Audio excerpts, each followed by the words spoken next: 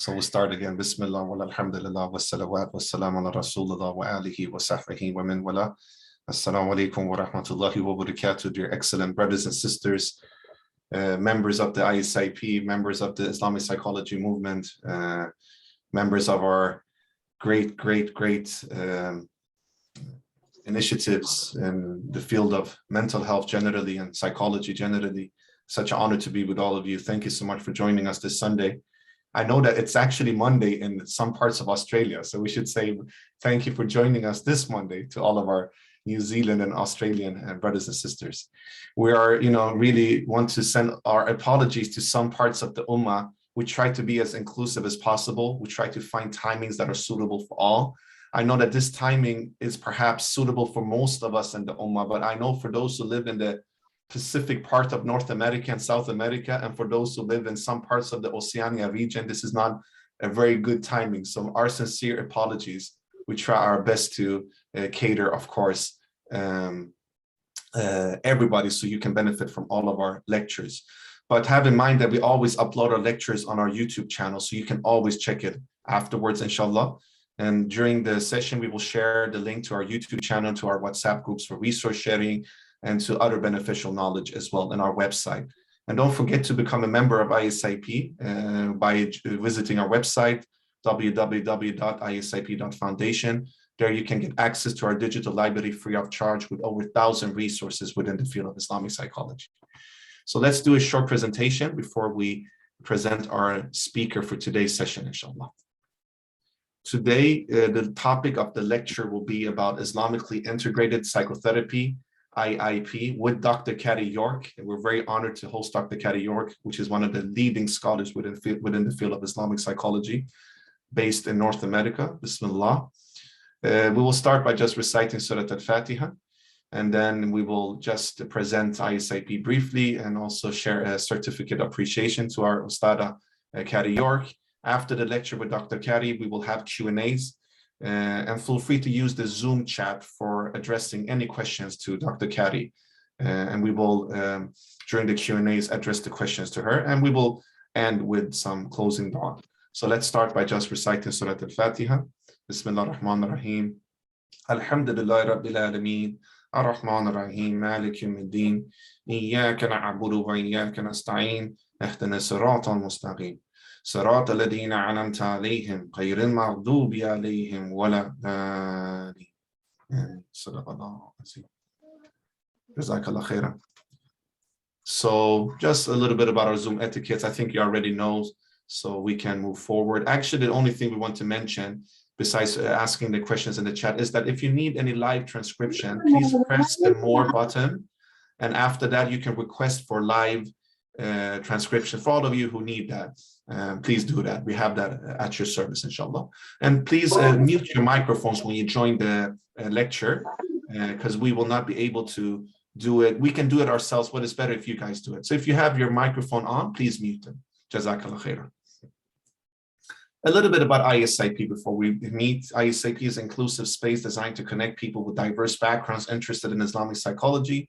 Our aim is to disseminate knowledge, share resources, and discuss best practices in a free and accessible manner. So everything we do is free of charge. We just yesterday had a lecture with ISIP's local chapter in Turkey. I want to say mabruk to Ustada Zuhal, to Sister Zehra, Sister Gulsum, Ustad Taha for a great lecture. We had over 300 people participating. So we have both the international lecture series and international chapter, but we also have regional and local chapters. And if you're interested to be part of our regional and local chapters, please feel free to contact us. So you're more than welcome to join. We also want to be a platform to enable further development of people's personal and professional interests, studies, and understanding of Islamic psychology within their communities and countries of origin.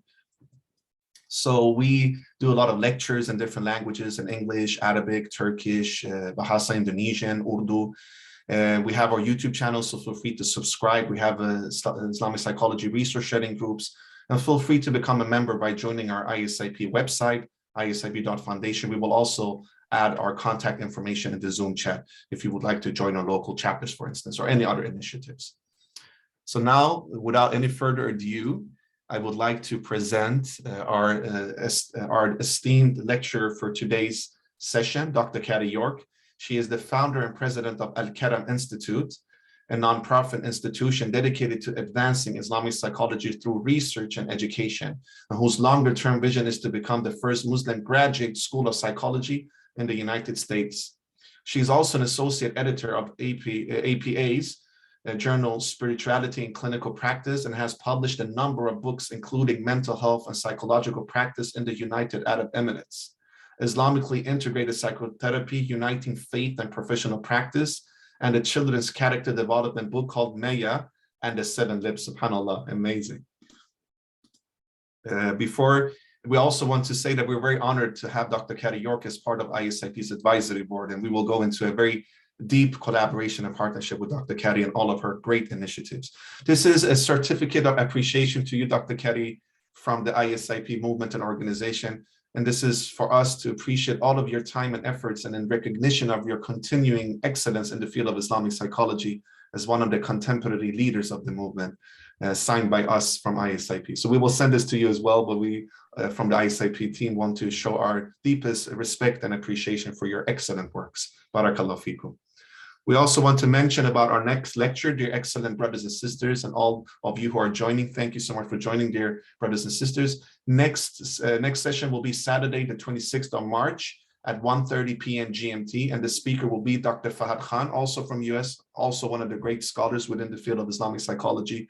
And the topic will be incorporating the vices and virtues, muhlikat and munjijat, in clinical practice. So I hope you all can join us, and we will send information regarding the lecture and how to register in all of our groups, inshallah. So thank you so much for attending. I also want to thank Sister Fatima, Sister Zehra, Sister Mariati, and Sister Zainab for facilitating the lecture today. You're all doing an amazing job. An honor to be with you. And please forgive us for any shortcomings, dear brothers and sisters, and make dua for us. And please fill out the short feedback form that we will share in the end of the session. So without any further ado, let me stop sharing my screen. And we will now welcome Dr. Carrie York. The scene is yours. The floor is yours. Most welcome, Ustada. Thank you so much. Bismillah. Wow, mashallah. It's very wonderful to be here with you all today. Thank you so much for your invitation. And you're really a wonderful group of people. So you have really adab. You're very, very polite. We have so much to learn from you, even just sort of at that level. So mashallah, God bless you and protect you. And may all of what you're doing at, at this organization be a benefit and useful to people.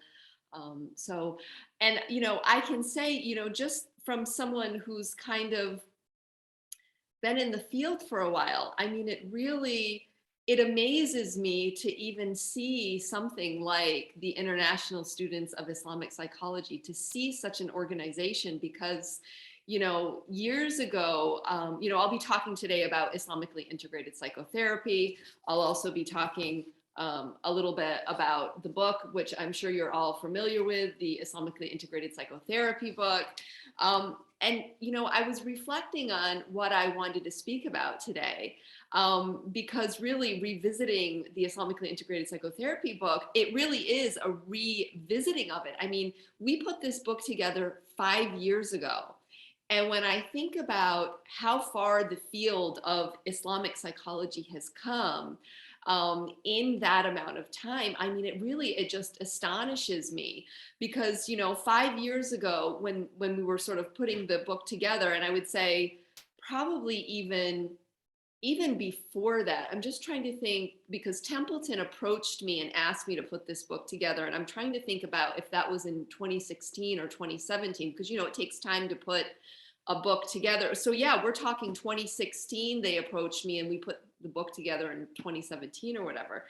So at that time, when I think about the field, there was no International Students of Islamic Psychology. There was no International Association of Islamic Psychology. There was no program in Islamic psychology at CMC. There was no Alkaram Institute. I mean, it was there in my mind. I knew, what we were working towards, but it hadn't been formally established yet.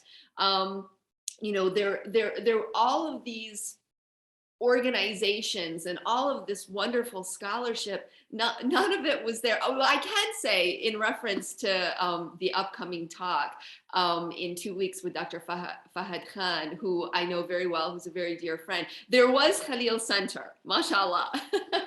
So, you know, Khalil Center obviously is a direct service provider, and they've been around, I believe, probably 12 or 13 years now. So, you know, there were clinicians out there providing services in what we today call Islamically integrated psychotherapy.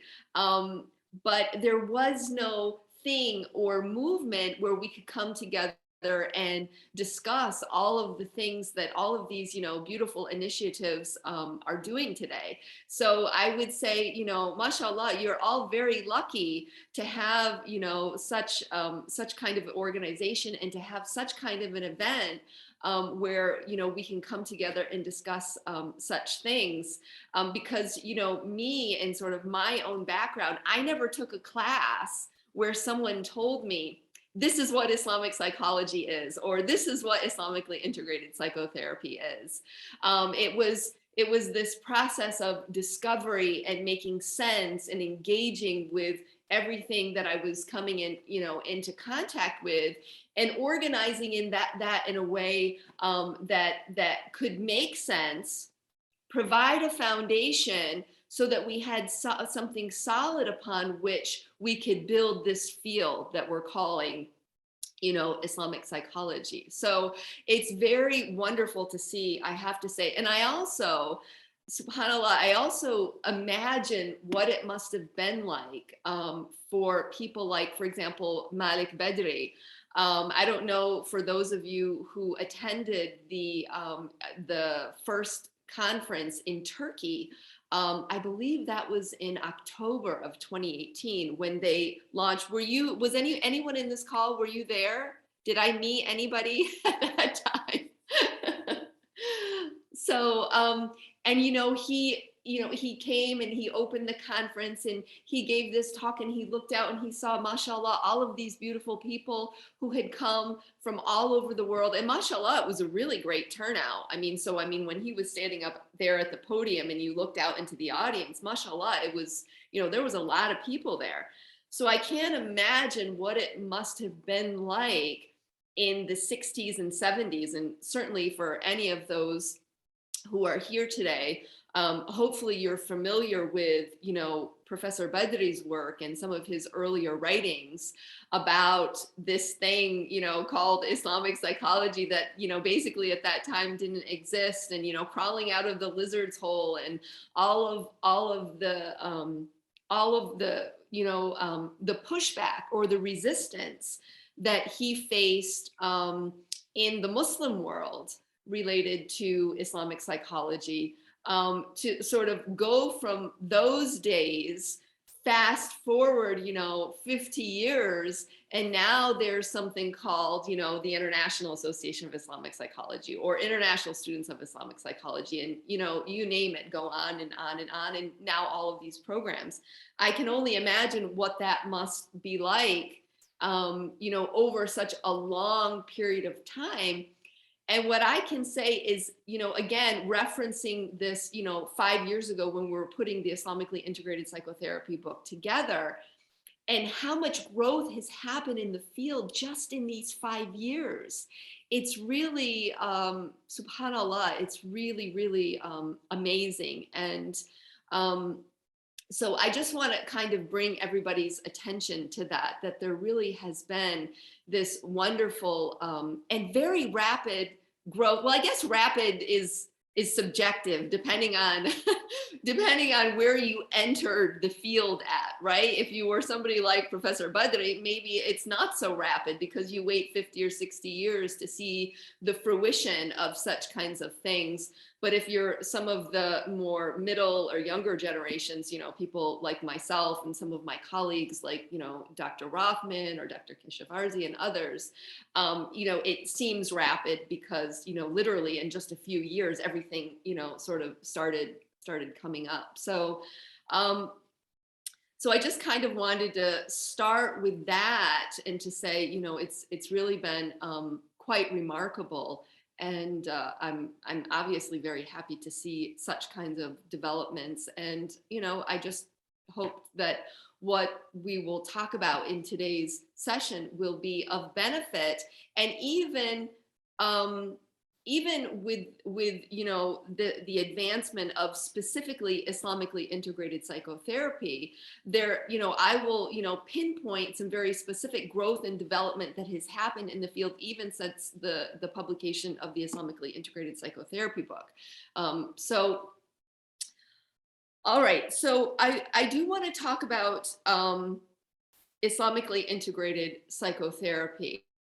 But before I get started with that, does anybody have any, there's a lot going on the screen. So I don't know if it's people joining or people writing things on the chat. I can't follow my train of thought and speak and follow what's going on the screen. So I don't know if people are asking questions. So I'll pause here just for a moment to see, because there's a lot going on the screen. Does anybody have? You know what we can do, Stada? We will do like that. I'll help you with you don't need to think about the chat. We will collect all the questions, and in the Q&A, we will ask them to you. So you don't need to think about the chat at all. You can just focus on the presentation. Well, my screen keeps lighting up. I don't know if it's people entering or posting. I think it's people entering, so we're just adding them, because we are now already over 115 people joining, so it's amazing. So, yeah. So inshallah, just take your we will add all of them, no problem at all. Okay, and you prefer to keep all the questions till the end? If it's possible, I think for you, it will perhaps, if you want them to answer any questions, you can just say, and we will ask them to you, inshallah. So you decide, inshallah. Okay, all right. I'm very flexible. Okay, so there are, let's see, there are a couple of things that I like to cover. So the purpose of the talk today is really to talk about Islamically integrated psychotherapy. Obviously, I'll be making reference to the book as well. But if you allow me, I would really like to begin my talk today by also talking a little bit about Islamic psychology, broadly speaking, so that we can understand at least one context within which Islamically integrated psychotherapy is positioned or can be positioned. And so if you'll allow me, I'd like to take the first few minutes to do that. Although I realize that the talk isn't specifically about, definitions of Islamic psychology or conceptualizations. I realize that, but I would like to just take a few minutes to preface my talk about Islamically integrated psychotherapy by first mentioning that. So Islamic psychology, as I mentioned before, nobody ever told me this is what Islamic psychology is.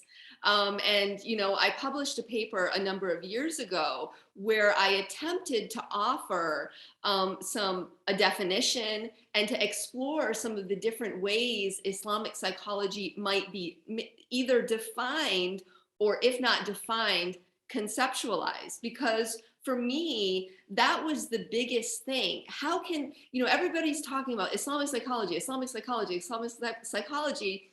but all of the discourses I was seeing were very, very different. So how this person was using the term Islamic psychology was not at all the same as this person over here. And that was also something very different than what this person over here was talking about. And the biggest problem is that nobody was defining, again, at that time, nobody was really defining what they meant by it. In other words, operationalizing. So for those of you who are researchers, you know that defining terms is like step one in any of the work you do. When you're talking about whatever it is you're talking about, you have to operationalize what you mean by that term. So you have to give a definition so people know what you're talking about. Now, that's not what was happening in the field. People were talking about Islamic psychology, but nobody was saying, providing a definition or what they meant by it. And so some of my earlier work on the topic was really just trying to synthesize again and make sense of all of what I was confronting in the literature. And so, that's why, when we talk about Islamic psychology, there are so many different things that people can mean by that. So, for example, sometimes people think Islamic psychology is Sufism, the science of the self, that it's Islam's version of psychology. And when they say Islamic psychology, they go into a whole presentation about the stages of the soul and the purification of the self. Now, that's something different than, for example, Islamically integrated psychotherapy, where sometimes people interchange psychotherapy and psychology. And one of the things that I always like to point out, and I know that for some people this is very obvious, but for others it's helpful to have it pointed out, is that sometimes people conflate the term psychology and psychotherapy. So, but we know that those are not one and the same thing. Now, psychotherapy or clinical practice is perhaps the most robust aspect or subfield of psychology, but there are so many other parts of psychology that are not related to clinical practice. I mean, we have social psychology, we have industrial organizational psychology, we have educational psychology, school psychology, and on and on and on. And so, we often think clinical psychology, counseling psychology, or even some of the mental health professions, clinical mental health counseling, even clinical social work, where psychotherapy is provided. So I think it's important for people to, one, be mindful of that Islamically integrated psychotherapy or Islamic counseling, that these terms are sometimes often conflated with Islamic psychology. I would argue, and I have argued previously, that Islamic psychology is really a much broader umbrella field than just, Islamically integrated psychotherapy. But before getting into the specifics of Islamically integrated psychotherapy, and sort of just staying with this preface of making sure everybody is being mindful of this term Islamic psychology, there are other conceptualizations. So we have, as I mentioned, Islamically integrated psychotherapy. Some people think it's the Islamization of psychology, where theological explanations or definitions are given for psychological phenomenon. We see that when you talk about anxiety or stress or depression, it's looking at what the Quran or Sunnah or a Hadith say about these topics. Or Islam and psychology, kind of different filtering approach or comparison approach. Some of it is looking at, human ontology, of looking at these structures of the self, the nafs, the ruh, the aql, the qalb, right? And this is Islamic psychology. So the point that I'm making is to not say that all of these things and more that I mentioned are not Islamic psychology. Rather, it's to make the point that there are various conceptualizations of what Islamic psychology is or could be. And whenever those of you who, this is a program where everybody is a student of Islamic psychology in some way, shape, or form. So the point is being made so that those of us who are students and doing any type of work within this broader field, that we're mindful of the diversity of thought about what Islamic psychology is, and that we define and operationalize how we mean it within a particular scope of what we're working on. Okay, so if you're doing any kind of work and you're saying Islamic psychology, and then you rush through that and don't give any mention to what you mean by that, I would say, stop, hold up. You need to define what it is that you're talking about here, and acknowledge that there are these different conceptualizations. some people, also, and I've talked about this before. I talk about it in our Islamic psychology program. I've talked about it in public lectures. I've published articles on it. So forgive my my repetition here for those of you who have maybe heard me speak otherwise, elsewhere in other places. I would say, forgive me for repeating myself, but and then just lastly, sometimes again there's confusion, especially with non-Muslims, of understanding what that is. Is Islamic psychology by Muslims, or it's psychology about Muslims, or it's psychology for Muslims, right? There's all these different, like, what is that? What is Islamic psychology? So I just kind of wanted to go over some of these various, conceptualizations and sort of streams of scholarship in this broader field. One, because I think that is so important. I mean, I can't tell you, years ago, attending, conferences or reading articles on Islamic psychology or Islamic psychology conferences, and the number one question I have is, what is Islamic psychology? What do you mean? Like somebody talking about the work of early Muslim scholars like al-Balkhi, or this person al-Razi, all of, mashallah, al-Ghazali, mashallah, all of these classical Muslim scholars who talked about or wrote about topics that we today call psychology. How is that Islamic? But that's what sometimes people think when you say Islamic psychology. It's the works of these people. But what makes that Islamic, right? So again, it's not to say that it's not a stream of scholarship in this broader field, but it's to say there are various streams.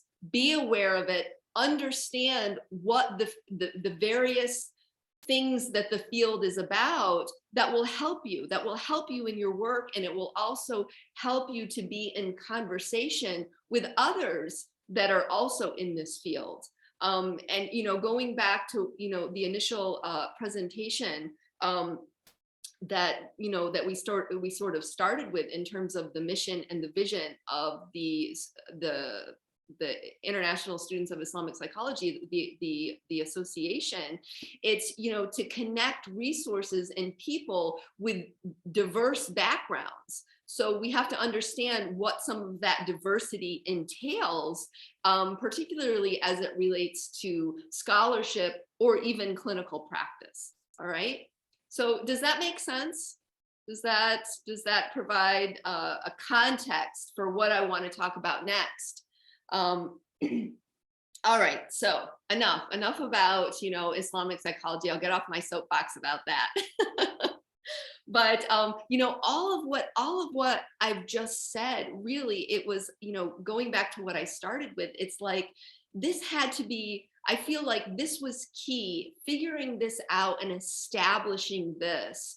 I felt that the field couldn't really progress until this was kind of framed and outlined, right? Because no field, that wants to develop or take flight can do so without certain basic fundamental things. It's not unique to the field of Islamic psychology. It's for any field, right? So, all right, there we go. There's enough about Islamic psychology, what it is, what it might be. I'd love to hear, some of your feedback later in the Q&A about that. So please feel free to bring it up again or not, depending on your interests. All right, so now I want to segue and talk specifically about Islamically integrated psychotherapy. Now, as I mentioned before, Islamically integrated psychotherapy is sometimes thought to be synonymous with Islamic psychology. It's also a field that can be positioned within different contexts as well, not just the field of Islamic psychology.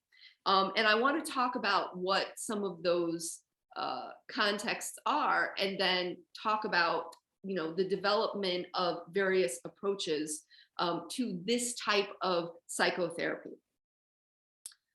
All right, so Islamically integrated psychotherapy. Well, what is that? First of all, I mean, I just spent the first, 10 or 15 minutes talking about what is Islamic psychology and defining it. So we have to do that when we're talking about Islamically integrated psychotherapy as well. Islamically integrated psychotherapy is the practice of, it's a psycho, I would say it's psychotherapeutic approach that combines Western psychotherapeutic approaches with Islamic philosophies, interventions, therapies, in a holistic, a holistic way of providing psychotherapy. Sorry, I'm tripping over my words a little bit. I actually would like to open, I have a, let's see, I want to read you. So the book here, Islamically Integrated Psychotherapy, Uniting Faith and Professional Practice. I want to read a short section here. Just bear with me.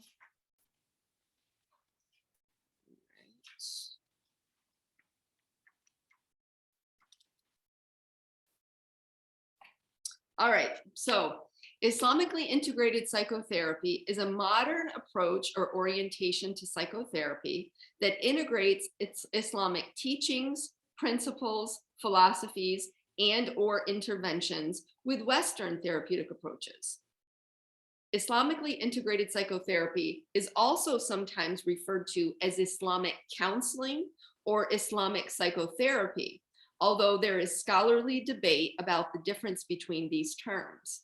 For example, what constitutes Islamic, the difference between counseling and psychotherapy, as well as how those terms are understood from within the Islamic tradition.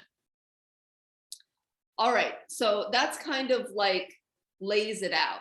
Now, and I'd love to have your feedback on that definition, right? That was just a definition that was proposed 5 years ago when we were putting the book together, but I would love to see, what your thoughts are on that definition, and some of the issues that arise with, again, some of the terminologies or some of the terms that are used with defining that. Such as psychotherapy and counseling, because I know psychotherapy and counseling in the United States is something, whereas psychotherapy and counseling in other countries can also mean different things. Sometimes it's a branch of psychology, sometimes it's its own independent branch. There can be distinctions between psychotherapy and counseling, and so on and so forth. So, I would love to hear how that definition may or may not work depending on, the context in which all of you are working. So Islamically integrated psychotherapy obviously is not something that's new. It too has come out of not only the field of Islamic psychology, but there are many other contexts in which that can be positioned as well. Now, if you look at, even just the field of psychology, for example, in the United States, you have people like Ken Pargamont, Harold Koenig, who are really some of the early advancers of the intersection of spirituality, health, and mental health. Now, Ken Pargamont is a clinical psychologist. Harold Koenig, names you definitely need to know if you are in this field. Harold Koenig is a psychiatrist. He deals more specifically with mental health, but Ken Pargamont and many, many others. I mean, I've said their names, but there are many other people. I mean, again, I'm talking about it within, the American context. I mean, I am here in the United States. I am an American. My primary professional context is the American Psychological Association. And of course, we have other other related fields and associations. Counseling is its own field. Psychotherapy, again, can be part of, it can be part of psychiatry, it can be part of psychology. So there's, different related marriage and family therapy is kind of like its own thing. It has its own professional association. So I really speak about it from within the context of American psychology.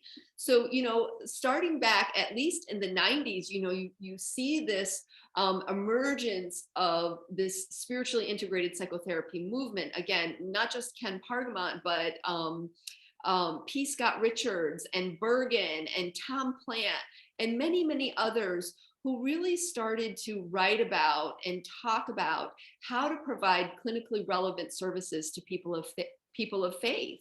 So, and how you go about doing that. And of course, there are landmark publications. I'm not in my library right now. If I was, I would be able to, pull out, a whole host of books that are really landmark books that those of you who are interested in this field of Islamically integrated psychotherapy really, really need to have. I talk about this field, which I'm talking about now, kind of like this broader Islamically integrated psychotherapy movement, I talk about in the introduction and in the preface of this book. So, I know you're probably listening to me speak and taking down notes. If you're not getting it now, don't worry. The book has a lot of those references. So really, Muslims are not the only ones, are not the only people of faith who have been trying to figure out how to bring religion and spirituality into the clinical encounter. I mean, especially here in the US, our Christian, and I would say even to a certain extent, Buddhist counterparts have really been exploring this for decades. I mean, you can see Christian psychology, pastoral psychology, even Buddhist psychology going back, decades, literally. I mean, even, and I've talked about this before, Naropa University, which is a Buddhist psychology university, has been around since the 70s, or even some of the Christian institutions like Fuller or Baylor, that have, Christians advancing various aspects of Christian psychology. I mean, they've been around since probably the 60s and 70s. And of course, Division 36 of the American Psychological Association, the Society for the Psychology of Religion and Spirituality, it's only been known by that name since the 70s. It originally started in the 1940s as something along the lines of the Catholic Psychology Association or something. I don't recall the exact term, but it was Catholics interested in psychology that were the forerunners that originally came together and said, look, we Catholics, people of faith, we are dealing with this secular science that's trying to help people, but it's avoiding what our Christian ideas about God and how to incorporate religion and spirituality. So it's always been there, and this is kind of one of the things that I've spoken about as well. It's like it's really important to understand the nuances of the fields that we're in. Now, listen. Again, I'm talking about from the American context. This might be totally different where you live. I don't know. But at least here in the United States, there is this somewhat of a myth that, religion and spirituality within the psychology context is new. And it's always, there's, it's something that's just starting to happen, or, it doesn't exist. And I would say that's true and not true, because it's nuanced. It's always been there. Obviously, if you're not into that, you might not be aware of it. But I mean, even going back to like people like William James, some of the earlier advancers of psychology, they were deeply religious and spiritual people, and they were interested in matters of religion and spirituality within the field of psychology.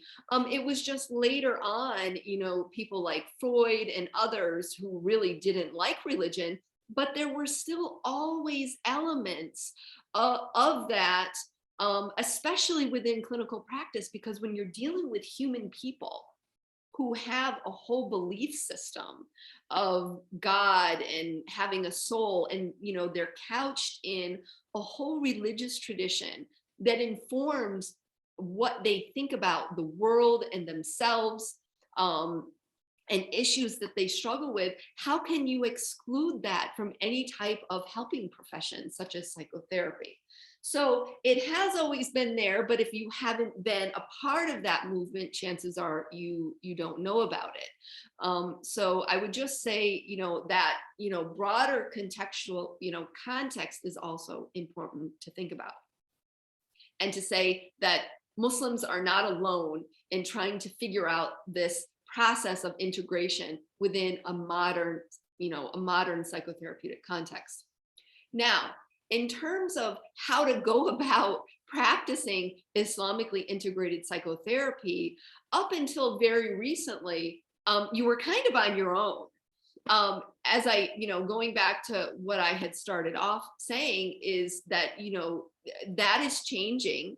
Now, as I mentioned before, places like Khalil Center or Cambridge Muslim College, you can go and you can get some kind of guidance or some kind of training on how to practice it.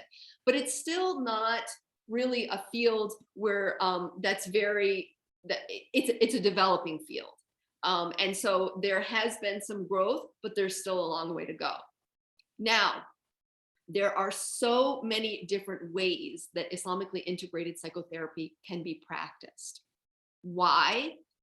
First of all, there are so many different Western approaches that can be practiced.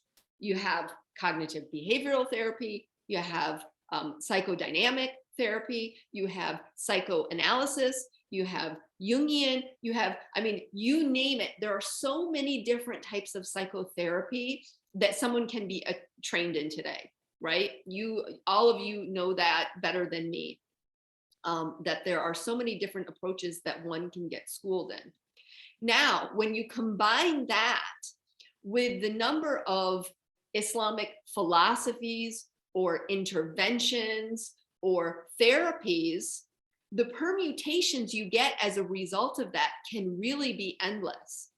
So when you look at, for example, the work of somebody like my dear friend, Abdullah Rahman, or my other dear friend, Human Keshavarzi, and the wonderful people at Khalil Center. I use these two examples because I find their work to be very similar. Why? Because the core of what they do looks at the human soul or human ontology from an Islamic perspective. So their approach has been very much about developing the human personality, or the structure of the human psyche from an Islamic perspective. So again, talking about the nafs, the ruh, the qalb, the aql, and how to use this as a theoretical orientation in the psychotherapeutic encounter. And so that's why I find their work very similar, because it's all about, putting forth this model. Now, that is very different than, for example, the work of Rabia Malik. She has a chapter in the Islamically book where she doesn't talk about the qalb or the ruh or the aql, and she doesn't talk about any of that. What she talks about is using Quranic stories in psychotherapy, and how using the stories from the Quran and linking that to the problems her clients are presenting with, that's her approach. Totally different than talking about the structures of the self from an Islamic perspective. She doesn't deal with that at all. Now, that's also very different than, for example, another therapist, Farah Lodi, who also has a chapter in the book where she talks about the heart method that she developed. Healthy heart is an acronym. It stands for healthy emotions anchored in Rasul Allah, Prophet Muhammad as a psycho-spiritual exemplar. It's a whole model that she's developed, and she talks about how she uses that model combined together with CBT, because by her professional training, she's a cognitive behavioral therapist. So Abdullah Rahman is not a CBT therapist, right? He has a background in art therapy. MashaAllah, look how beautiful that is. you have like these different Western trainings combined with different Islamic elements that are giving rise or birth to totally unique and very specific ways of practicing Islamically integrated psychotherapy. There are many more ways than just this. These are just some of the examples. And I've said before in our Islamic psychology class and in other places, people reach out to me all the time, presenting new models, the salam model, the peace model, this model, that model. It's very, very interesting to see how people develop these different integrative approaches and models. And my hope is that one day you will be able to, inshallah, we'll have, an accredited degree program. You can get a master's degree or a PhD in clinical psychology or something along those lines. And the field will be more developed. Just like today, when you get your degree, you study all of these different Western approaches, right? CBT and psychodynamic and all of that. I believe a day will come where, in these sort of Islamic psychology programs, you will study these very specific different approaches. Inshallah, I think that will be very happy. But I just want to call your attention to that fact that just like, Islamic psychology is this big, broad field, it's, there's different conceptualizations and so on and so forth. The same thing with Islamically integrated psychotherapy, that there's not one way to practice Islamically integrated psychotherapy. There are many ways, and there continues to be the development of more and new ways. And perhaps some of you that are in the class today will, present your own models of Islamically integrated psychotherapy. All right, let's see. I think I would like to leave it. So we're at 20 minutes past the hour. So I think I've been going for about 35 or 40 minutes. One of the last things that I wanted to talk about is some of the work that we're doing at the Alkaram Institute, just, because you're all students, but I don't know if maybe I should talk about that now, or if maybe I should talk about it in the questions and answers. What's your preference? I feel like I've been talking and droning on, and maybe I need to take a break. Actually, Ustada, you can either wait to the Q&As, whatever finds suitable. I just want to mention, not all of us are students in a sense. We have a lot of mental health professionals in this field here. We have a lot of scholars with us in the movement as well. I guess the student definition is more like a talib al-ilm, to be a seeker of knowledge in a sense. Okay. But yes, of course, many of us are, as you say, students as well, because Islamic psychology, from the aspect of structuring it academically, is pretty new. But actually in Indonesia, and I know in many Arab countries, they've been doing it for many, many, many years. So, yes. But yeah, I agree with you in that sense. Whatever you're suitable, Dr. Carrie, mashallah, your presentation has been excellent so far. We have a lot of reflections in the chat. We also encourage all of our participants today, please feel free to ask questions in the chat. So if you want to tell about your work at Alkaram, please feel free to do it. If you want to do it in the Q&A, it's up to you to decide, Ustad, inshallah. Barakallah feek. The chat, I'm so sorry thank you so much for posting the chats here. I haven't read any of them. Maybe we should go back and do that when it's time for the questions and answers. Let me say a few brief words about the Alkaram Institute, and again, it's only so that people can benefit from the different things that we're offering. So it's really only for that purpose. So as was already mentioned, so the Alkaram Institute is a nonprofit institution dedicated to advancing Islamic psychology to benefit society and improve lives. That's the mission of what we do. Our longer-term vision is to become the first Muslim graduate school of psychology in the United States. Now, as you had mentioned, and actually we were just talking about this yesterday in class, we actually are offering an Islamic psychology program at the Alkaram Institute, and we had class yesterday.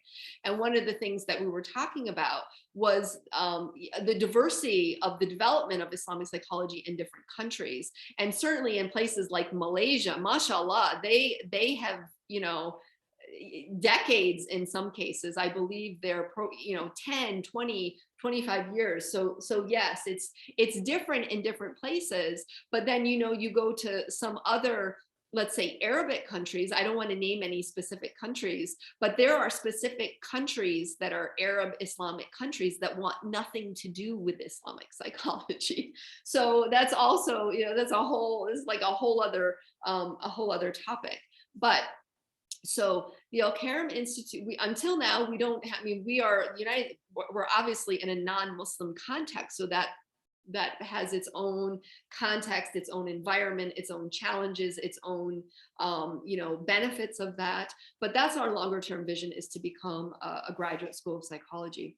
Right now, we are offering a program in Islamic psychology. It's an online program, and it is the first and only Islamic psychology program to be offered in the United States.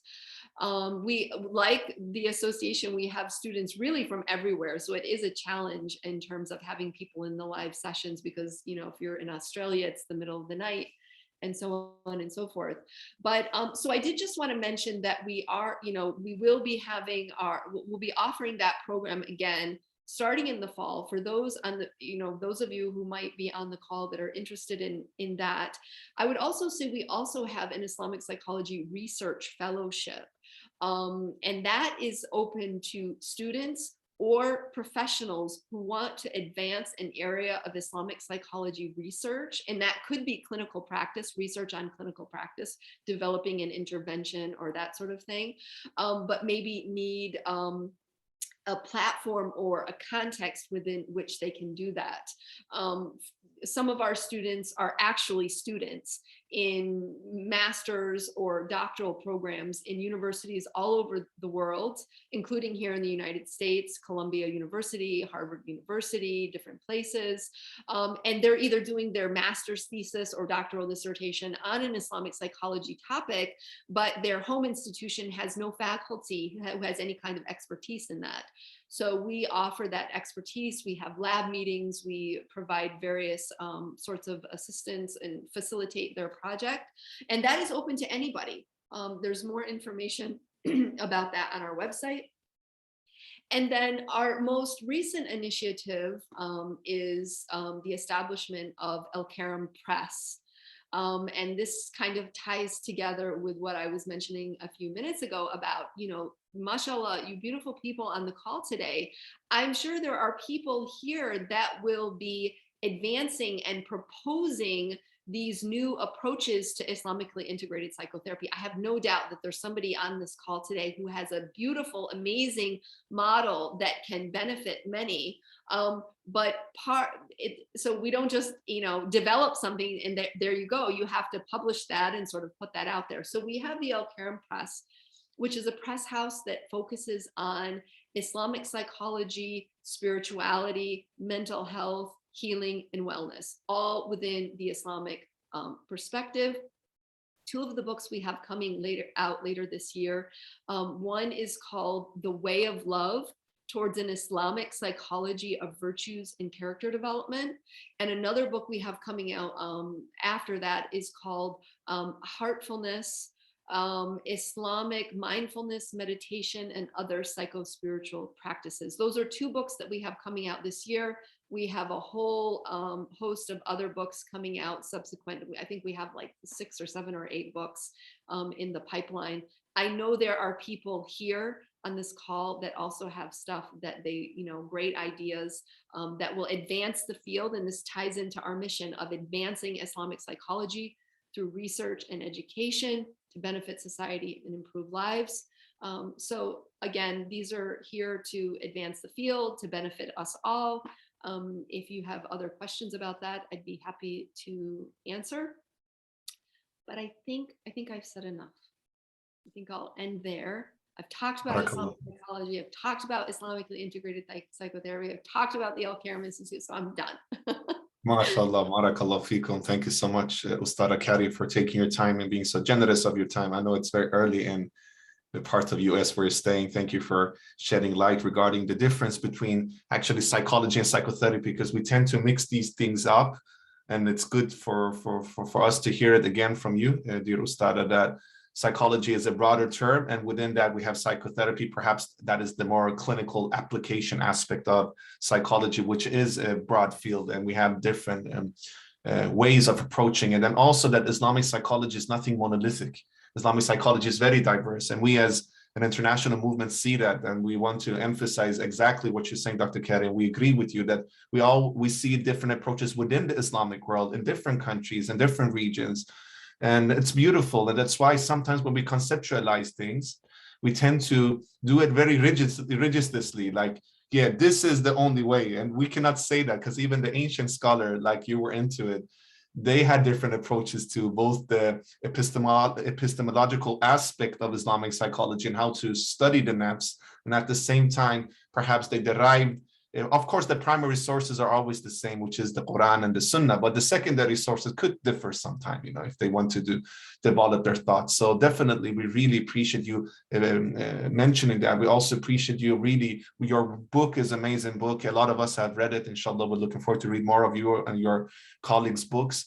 And also to show that there is this, in our view, rapid growth, but the pioneers were actually fighting 50, 60 years ago, perhaps alone back then, like Professor Bedri. We had the honor to have a tribute for him 2 weeks ago. And also Professor Najati from Egypt, are some of these pioneers in the field who were perhaps those who laid the ground for us to work. And of course, Dr. Carrie, your amazing work has laid the ground for us to also develop. So we're very honored to be with you. Thank you for all the great initiatives you're doing at the Alkaram Institute. We will love to collaborate with you, inshallah. And there's a lot of questions in the chat, actually, Dr. Carrie. So with your permission, I will start to address some of the questions. And feel free, dear brothers and sisters and participants, to write all of your questions in the chat. We try to address them as much as we can. We have about 30 minutes left. Barakallah fikum, Ustada. Before we start, please round of applause to Dr. Carrie York for her amazing talk and also for being so generous with her time and resources. Yeah, we like digital applause. Yeah. And again, please forgive me if I, was repetitive or, I talk on this a lot and sometimes I feel like a broken record. Actually, you know what, Ustada, I heard this analogy that if you want to become good in something, you need to repeat 5,000 times, 5,000 times. And that's a lot of that's a research on it. Like if you look at great football players, not American football, I mean, the rest of the world football, soccer, you say soccer, I say football. They need to train 5,000 times to learn a dribble. The same goes to perhaps Islamic psychology as well. So we love that you are reminding us about these conceptualization, because it's never enough. So thank you so much. We really appreciate it. Barakallah fikum. So we have some questions, Ustada. We'll start with Sister Fatima. She is writing, could you share your opinion on what you think of the different types of Western modalities you think we should try and avoid to incorporate? For example, using EMDR or hypnotherapy, transpersonal therapy, and conversely, are there particular modalities that may be easier to incorporate? For example, narrative therapy, CBT, ACT, etc. Yeah, that's a lot of questions in one question. Yeah. Let's see, how do I want to answer that? So I would say, yes, there are, mashallah, there's so many therapies. I mean, this person, mashallah, she named many of them in her question. There are a lot. And that's why I said there's so many different ways that you can integrate, because you can take these kind of Western approaches, which, by the way, even saying that, I want to bring your attention to this, if it's something that you're aware of, but it's important to sort of mention that even these things that we call Western, psychotherapeutic approaches, even that's somewhat problematic, because even if you look at something like CBT, some have argued that CBT was not, Aaron Beck was not the one who founded, an approach or something, that these things are rooted in other indigenous systems, including, some have said CBT, oh, this is very Islamic, that, this was being practiced, or, even if you look at, for example, the work, I love to make reference to the work of another dear friend and colleague, Dr. Rania Awad of the Muslims and Mental Health Lab at Stanford. And she, mashallah, she's published a lot. Excuse me, translated and published, on the work of some of the early Muslim scholars, and especially al-Balkhi. She's, and when she talks about his classification, al-Balkhi's classification of obsessional disorders and phobias, and she literally charts it out, and it's literally exactly almost identical to today's DSM. But somebody else gets credited with sort of discovering obsessional disorders and phobias. So is OCD, is that like a Western thing, or is the DSM Islamic as it relates to that? You know what I mean? So even calling kind of having this dichotomy that these are Western therapies and these are Islamic interventions or philosophies, even that dichotomy is problematic. But we use it because we have to have some language or way to communicate what it is that we're talking about. But that is also a problem, because what we call Western is not necessarily Western. For example, what I just, in the examples that I just delineated. And some of the things that are Islamic also exist in some of these Western, therapies. So the language and how we think of these things also creates a lot of, I don't know, I want to say dissonance, because I don't like this idea, and I'm sorry, I might be digressing. I've almost forgotten what the question is, but I can come back to that. But, it's this idea that you have Western over here and Islamic over here.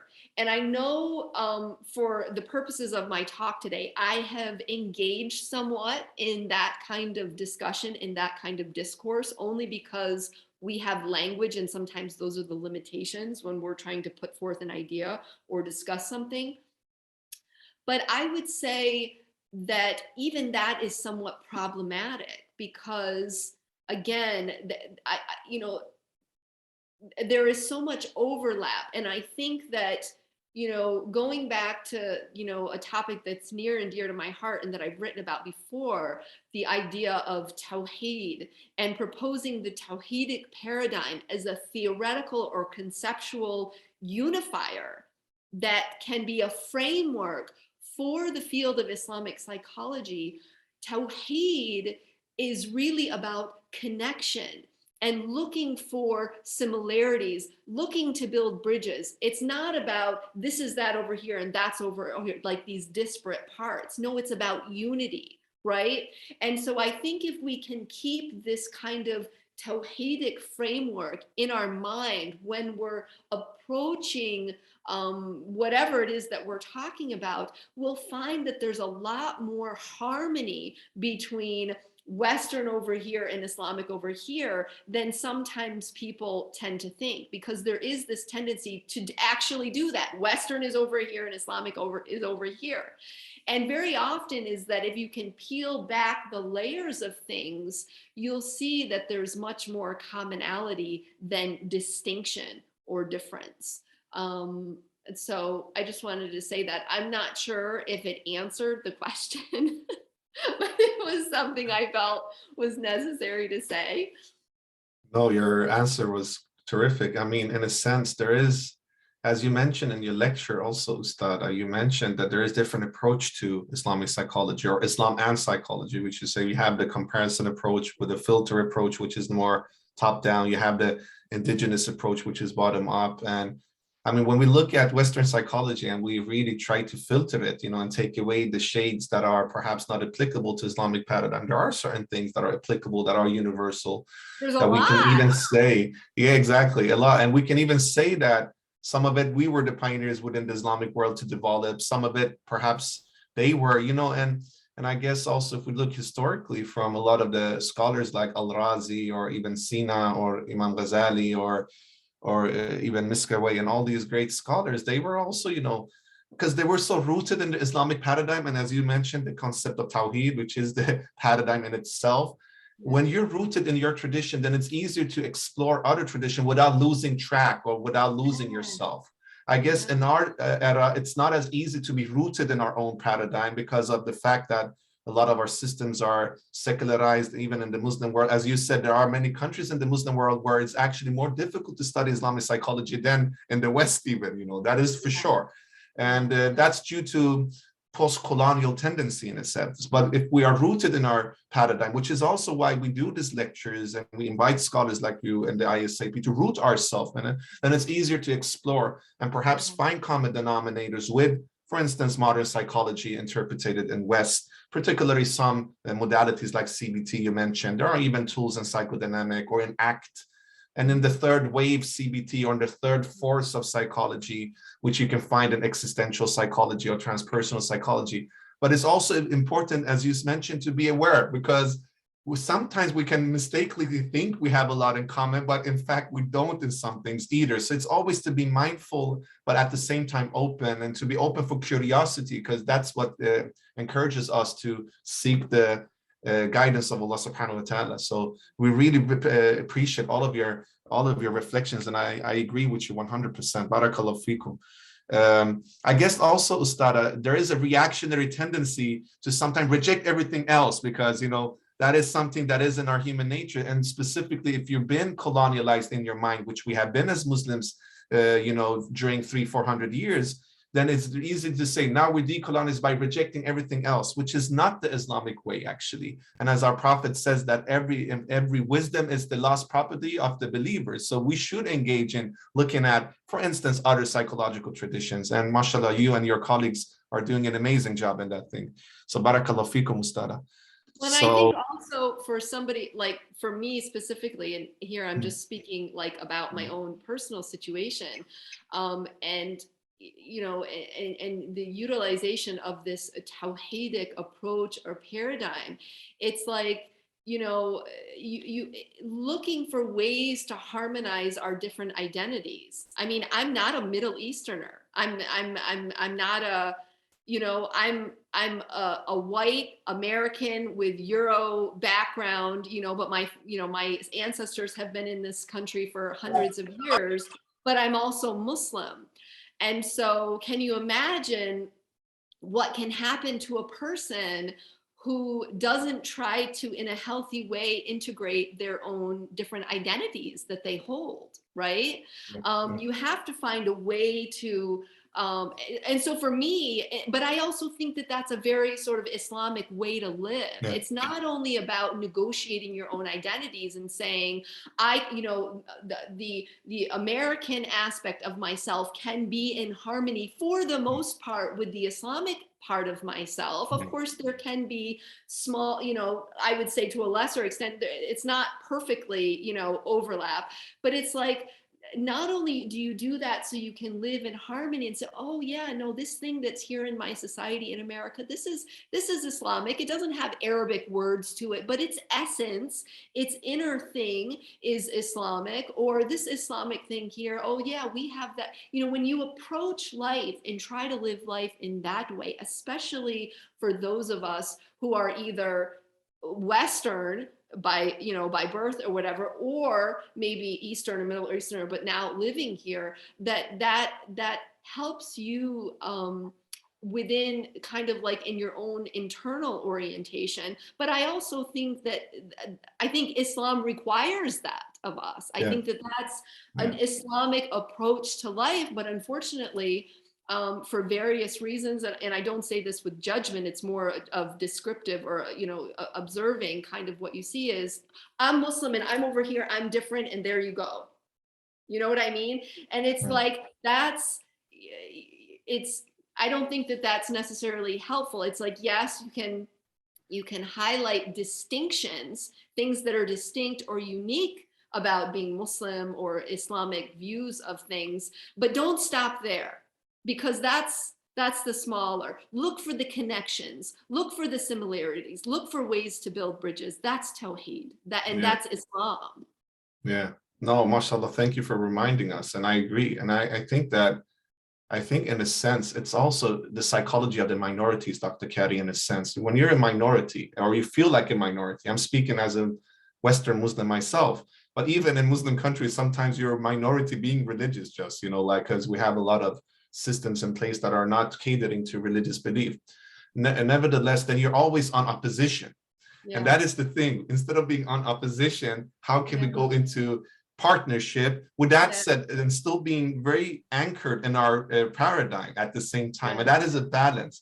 And I guess that is also part of the aspect of being a minority mentally, and to break that minority complex and actually the inferiority complex, and instead being true to yourself and then open. Because as you say, if you compare a masjid in Mali with a masjid in Iran, it's quite different, because when Islam was spread, we also saw that the local traditions, architecture influenced how we built masajids, for instance. And I would love to see like Gothic masjids in West, for instance. And we are seeing that actually in England with the Sheikh Abdul Hakim Murad and his mosque in Cambridge, for instance, which is very much, you can see the influence of the UK tradition, which I find beautiful, and that's also what we could see in the United States, perhaps in the future with your works. And so I definitely think that we are not against culture, but we find the culture that is aligned with the Islamic paradigm, for instance, and that could be applicable in this sense. And that's why we have this diversity of thought in our tradition. So barakallahu fikum for mentioning. This is my biggest passion. One of my biggest passions is to speak about this issue. So thank you for highlighting it. So let's move on, Dr. Carrie, with next question, which is from Lilim Halima. She is asking why it is said as Islamically integrated. In fact, our previous Muslim scholars had found some specific approach, Islamic intervention from Quran and Sunnah. I guess she's asking regarding why is it called Islamically integrated and not just Islamic? Right. So, well, I mean, because when we're right now, where are we? We are living in 2022 in a modern context. And there are these existing things or fields called psychology, counseling, psychotherapy. So all of these things, if we're looking at approaches that are rooted in Quran or Sunnah, if we just keep them there, then we are not in the modern field of psychology or counseling, or where these professional fields exist, where all of us are rooted in. So there has to be some kind of engagement, because if you're talking about an intervention in the Quran or Sunnah, and it's not, you're talking about it and leaving it there. If you are, then they're in the field of religion or religious studies. But those of us who are talking about psychotherapy requires us to reach over, grab whatever it is that we're talking about, Quran, Sunnah, whatever, and we have to bring it into our domain, whether we're counselors or mental health professionals or psychologists, because that's where we work, right? There are fields, there are educational systems, there are licensing requirements. We're not just, kind of floating out somewhere. We are operating and rooted in very particular professional fields. So it requires some level of engagement with our field and that thing that we're bringing from the Islamic tradition, the Quran or whatever. So it's always integrative. It's not just Quran, you read a Quran ayah and there you go. You have to do something with it. So there's always a level of engagement. So there's always some kind of integration always happening. Does that make sense?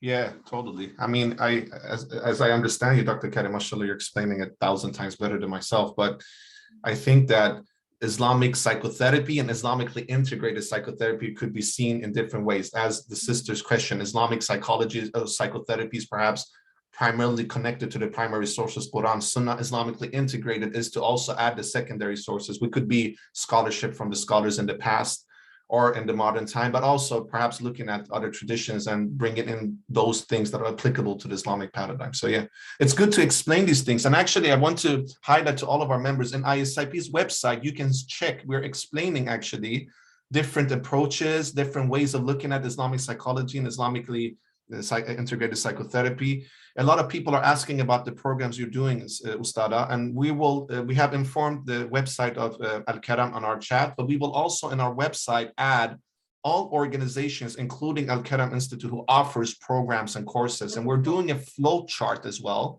And this is actually in collaboration with Dr. Abdullah, your colleague, Dr. Abdullah Rahman. And we're trying to explain different avenues on how you can proceed your studies or practices in IP. So please check that out. And also we will offer once a month counseling. I will do it personally. together with some of my colleagues, where if you have questions on how to proceed your studies, we will highlight different avenues. Okay. We will connect you For with resources studying. like the Alkaram Institute, or like the Cambridge, or like the Australian IP programs, or Indonesia. So you can all see, for instance, in the US, we have Khalil Center, Alkaram. In UK, we have Cambridge Muslim College. In Turkey, we have now the Ibn Khaldun University, etc. And even in Indonesia. So please check our website for that, and we will offer, and we will add all info of Alkaram Institute and Dr. Kadi's great work there as well, and also in our mail out to all of you who register for today. So let's go to next question now, Ustada. MashaAllah, there's a lot of questions here. People are eager to learn. So there is a question from Mai. Mai is asking, Ustada, how are thesis proposals related to Islamic psychology perceived as in Western universities? I will be submitting my proposal soon, but feel a little bit reluctant to head in the direction of IP for fear of being rejected. Any guidance at all? Very good question. Yeah. So, it depends. First of all, it depends on, again, what do you mean by Islamic psychology? What strain of scholarship? Are you looking at for your thesis proposal of, translating a manual from an early scholar, or are you talking about some kind of clinical intervention, maybe specifically for use with Muslims?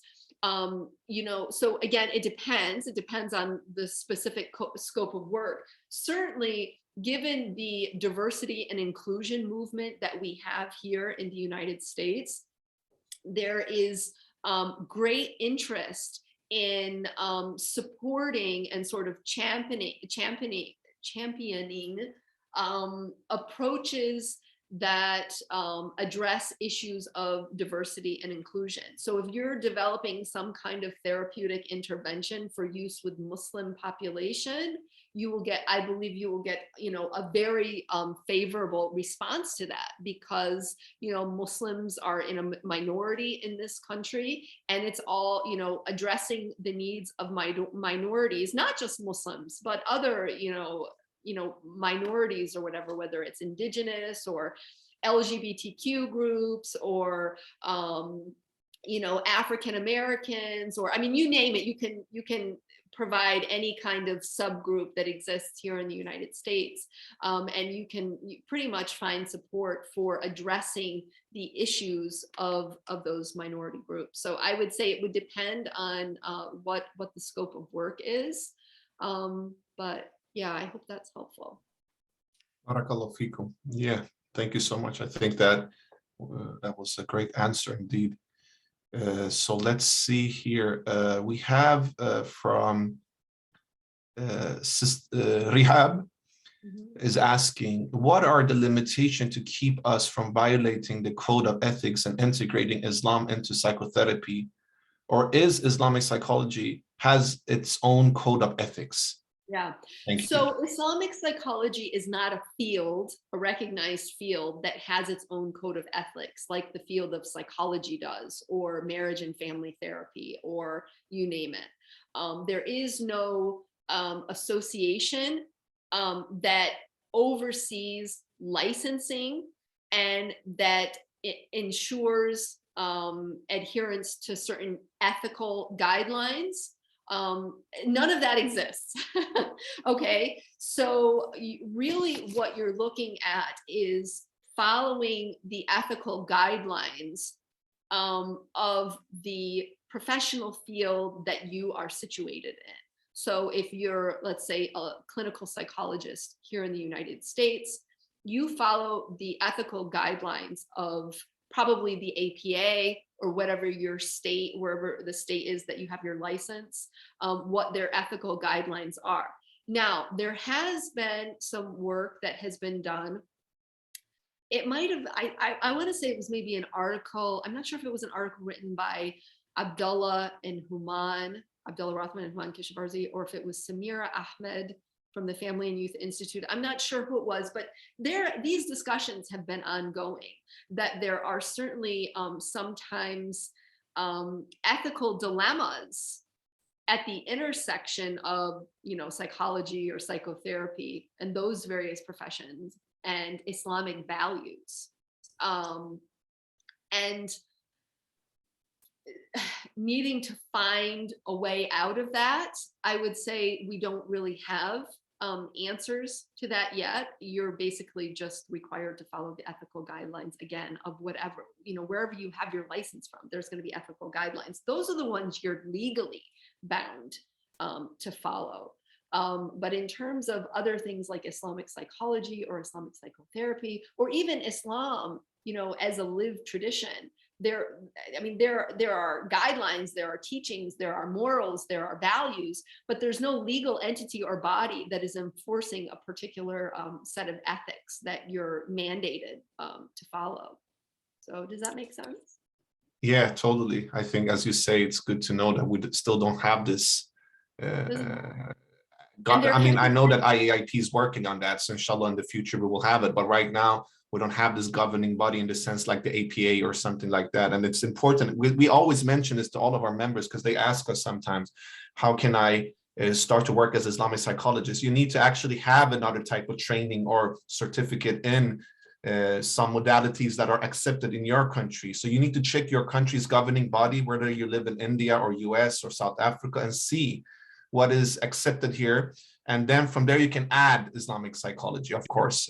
So that's very important. Even if, for example, the IAIP comes up with a set of guidelines, there's no authority and they're not enforceable. You know what I mean? There's no legal authority there. They could just be guidelines, general guidelines that might be helpful. But again, it changes from country to country. Yeah, exactly. Profession. And so on and so forth. So very, very tricky. Yeah, and we hope that in the future we will have this, like IIP organization, we can be part of it to really get this type of credentials as well.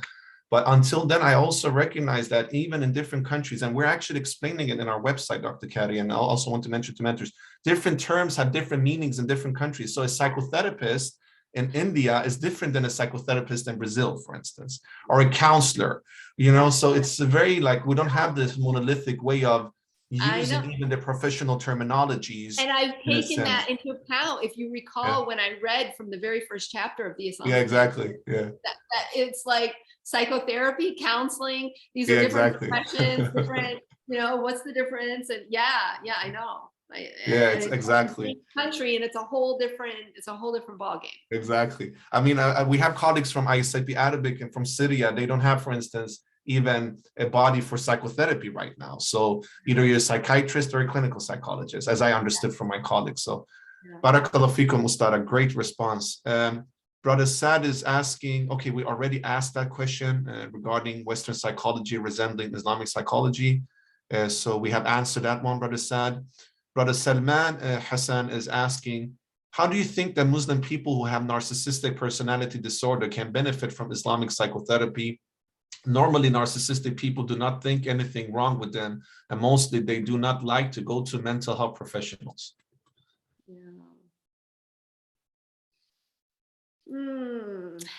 Narcissism is a very,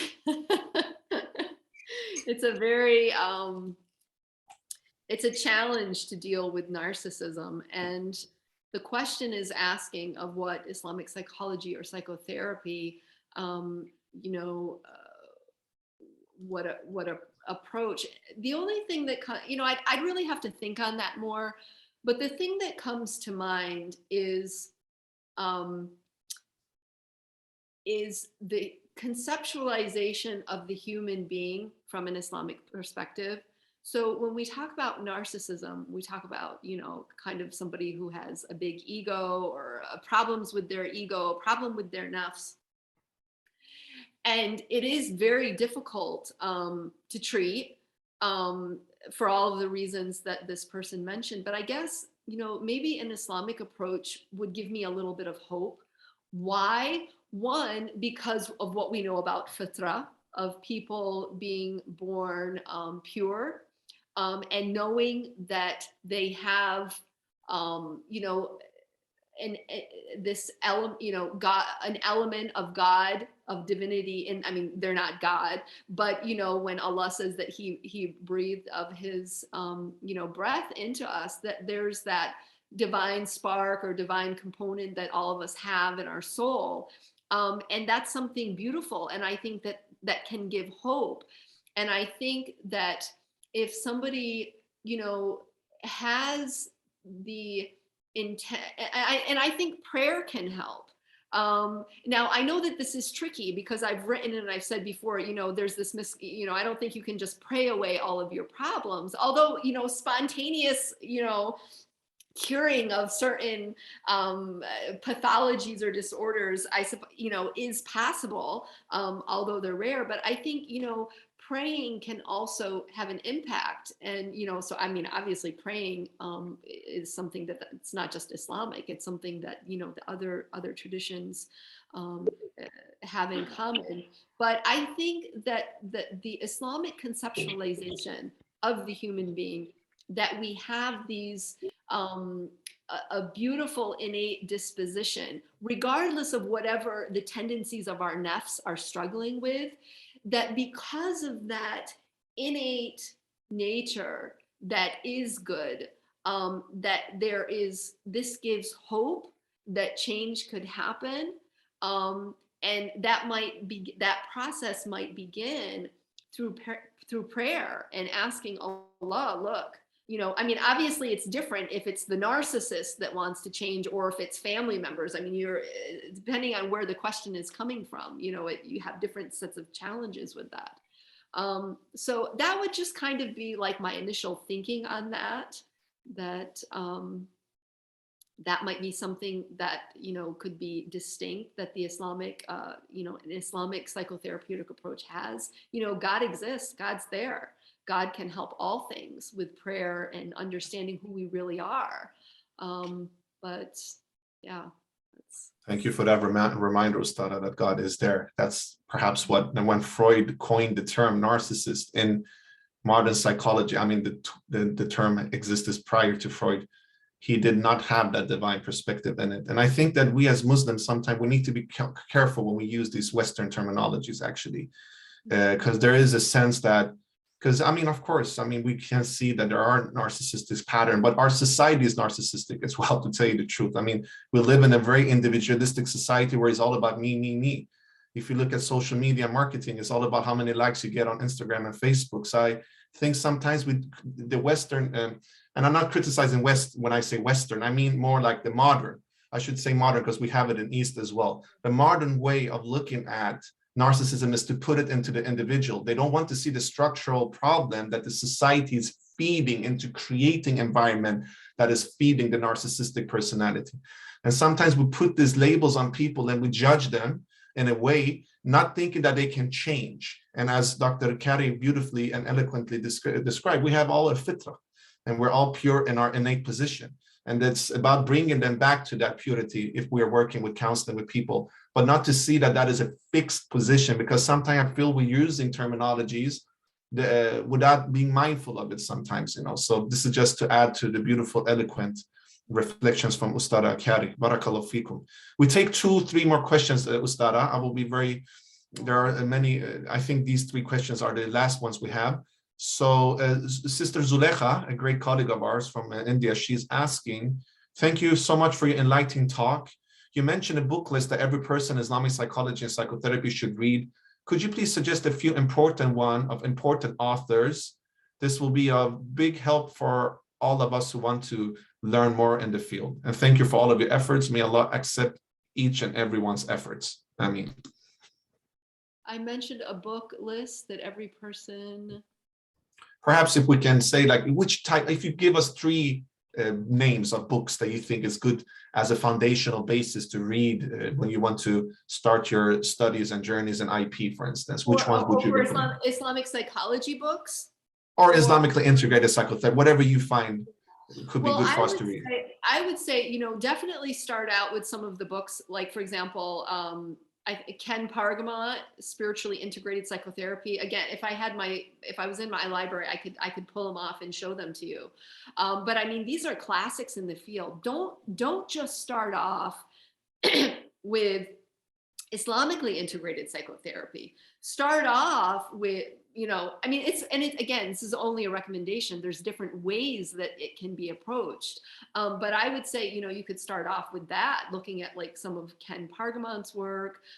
He specifically has a book called Islamically Integrated Psychotherapy, or no, sorry, Spiritually Integrated Psychotherapy, and others. Then, I mean, of course, you know, the Islamically Integrated Psychotherapy book is there, hopefully is a broad book.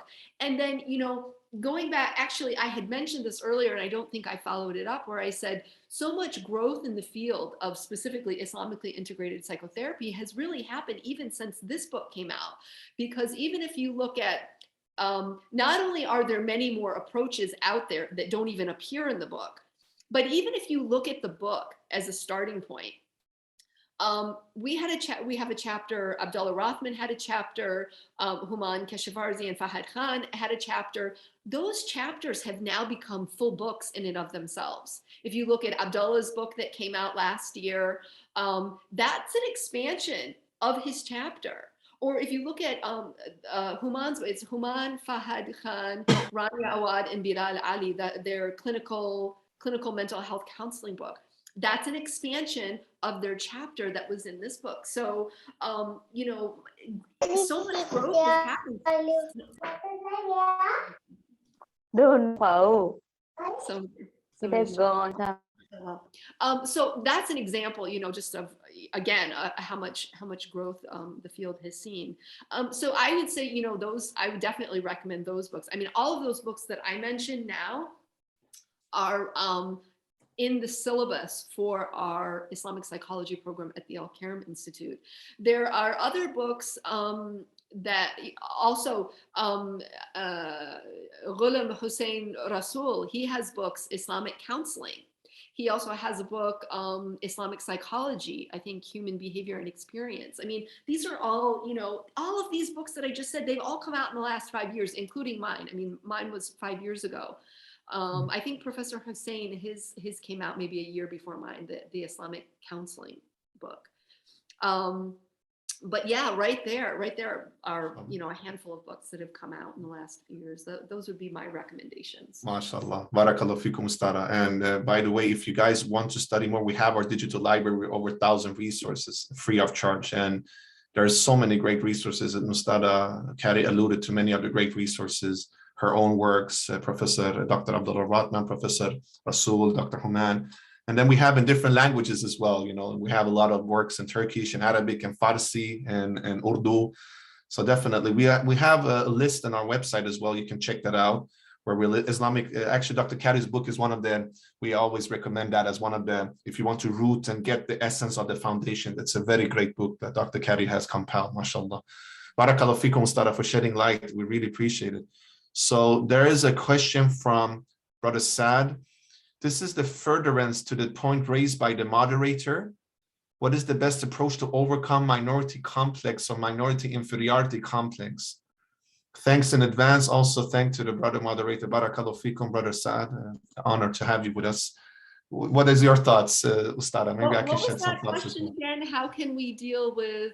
How can we best approach to overcome minority complex?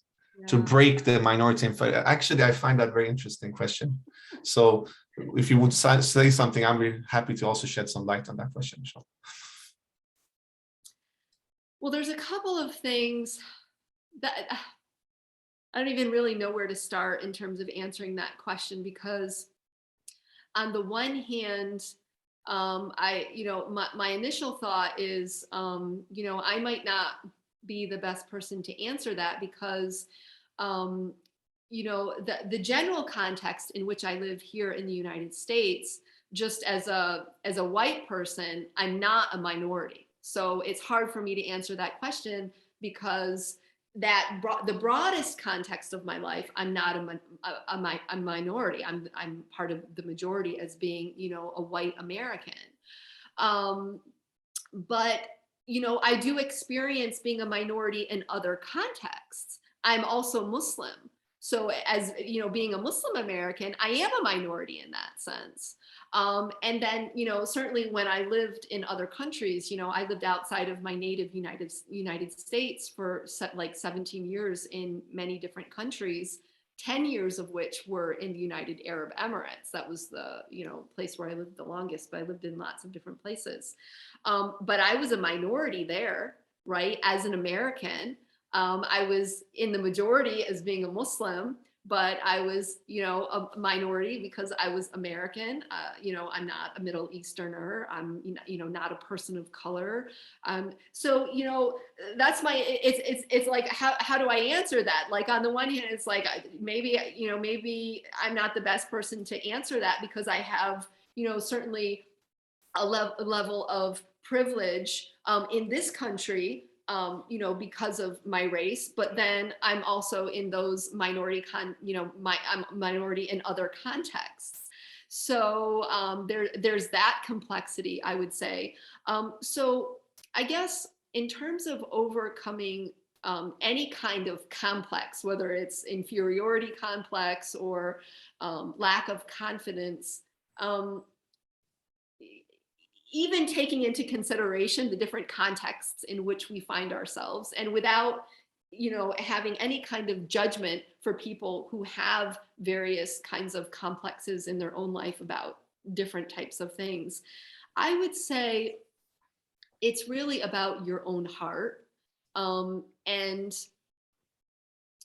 it's something, I mean, it really is, it's rooted in you, and regardless of, I guess, some of the things, I mean, look, this is dunya. We live in dunya. And no matter where we turn, there will be problems of dunya. Whether that's I'm a minority and I'm discriminated against by the majority, or you name it, 1, 2, 3, 4, 5. Dunya is challenged by its very nature. So it's really about us or you as an individual, your own human heart, orienting itself in the way that we have been guided within our tradition. And it starts with the recognition of where we live. This is the nature of dunya. Try not to take it too seriously. It's a test, right? Do you know what I mean? So it's putting it in its proper context, that this is dunya, we do have challenges, there are things we have to face in this lifetime, but it's not the end. So that's one thing. And then the other thing is, just kind of developing within your own self that confidence of and your connection with Allah. I mean, honestly, it's hard for me to speak about, such kinds of things, or to answer the question in kind of like a generic kind of thing. I think the only way I can really answer it is just by saying what I do within my own self. And part of it is saying, this is life. There's challenges, there's this, there's that, there's so many things that we have to face. That's the nature of life. But you know what? At the end of the day, what is my connection with God? And what do I focus on? It's about you having a sense of peace within yourself, of realizing and surrendering to that our life is unfolding in the way that it's supposed to, and in a way that's in accordance with God's plan. All of the challenges that I'm facing, all of the good things that happen, all of it is part of God's plan for me and of the world. And so I think when you can root yourself in that reality, that I love what God loves for me, and I'm happy with that, that for me kind of removes all of these other attachments to, I want this outcome, or I want things to be this way, or I want this person to like me. Or you can spend the rest of eternity talking about all of the things that distract us from God and being happy with how He is unfolding our lives for us. So I think that the more you can root yourself in that reality, the reality of God, and the reality that He's in control of how things are unfolding, the less interested you will be in what others think of you, or even the challenges that you face in your life, such as, discrimination or traumas that you have, because it's all part of this dunya that we have to experience. And, I say to people all the time, nobody gets out of life alive, right? We all have our, to use a colloquial term, we all have our cross to bear, right? Yeah. Nobody gets away from that. For some people, it's, being a minority and facing discrimination. For other people, it's this. For other people, it's that. We all have that we have to deal with in life. But the more you can root yourself in your connection with Allah and accepting of however He has planned your life, all of that starts to fall away, and your focus more becomes on what's real and not on things, in terms of, the challenges or whatever. I don't know, maybe that's a very wordy or sloppy way to describe that. And I fear that I haven't really answered the question, that I've just gone on and on, but that's kind of like my initial thoughts on that. MashaAllah. No, it's amazing. Beautiful answer, actually. And we need to remind ourselves, even in our struggles, it's all written in a sense, and that's qadar Allah, and this is our path and our trials, and we need to survive. And as long as you have that belief, then it's very soothing in the sense. It reminds me of Omar, the freedom fighter of Libya, Omar, the lion of the desert. He says, you can torture us, you can imprison us, you can kill us, but you can never kill, imprison, or torture our souls. Born free, and free we will leave. And this is really like, in a sense, what you're alluding to, Ustada. That's exactly what I'm alluding to. That's exactly what I'm alluding to. Exactly. And I really think, exactly, Ustada, I was thinking about that quote when you spoke, and thank you for being so eloquent in your answer. And just to add one thing before I think that the inferiority complex is very complex in itself. It's about one real lived experience, which is a psychology of the minority. I'm actually, beside my interest in IP, I work with psychology of minority, decolonial psychology. I'm very interested in these topics. And I guess what we need to do is to, of course, in a sense, decolonize our minds, but at the same time, when we do that, not to go into a reactionary thing where we reject everything else, because it's very easy that you can get reactionary when you start to react towards injustice. And when we are fighting injustice, to do it according to the Sunnah and have the spiritual component. Because I mean, look at what the Prophet ﷺ, when he came to Mecca and liberated Mecca by the blessings of Allah subhanahu wa ta'ala, he did not kill his oppressors. He actually invited them to Islam, and many of them became great Sahabas, and this is the beauty. So if you're a minority born with frustration, and your frustration is actually rightfully so, you've been discriminated, oppressed as a Muslim. I mean, you can look at my looks. Imagine what, I face in West. Every time I take the plane, they're, stopping me all the time. But not only in Western countries, even in Muslim countries, they stop one side. Unfortunately, that is the inferiority complex, because we are raised with narratives of ourselves as being superior. We need to start to share narratives of ourselves as not superior, to break that stigma, starting with our children, showing alternative narratives, speaking about the Sirah. You are also a sultan. You could also be a queen and be a Muslim. That is totally part of our tradition. And I guess it's very important to root ourselves in that, so that we can see other narratives of ourselves beyond the narrative that is normative from popular culture, unfortunately, which is very Islamophobic in a sense, to root ourselves in our narratives, but not to be stuck in them either. Because if we are just stuck in the past, how are we supposed to produce in the present? I believe in different stages. I always say to my colleagues, the first stage is actually to go back. Be proud. Look, we created CBT with Al-Balkhi 1,000 years ago. We created Islamic psychology with Imam Ghazali 1,000 years ago. That is beautiful. And we need that as a face of breaking our inferiority complexes. If we read the Western Psychological Encyclopedia, they never mention these scholars' name, by the way, then it's important to not be stuck in that phase. That is a phase that is important to root yourself, is soothing, to rediscover yourself, but then you need to move forward as well. Yes, because you're not the narrative. Because you're not the narrative either. No, exactly. Because the narrative becomes another distraction. Exactly.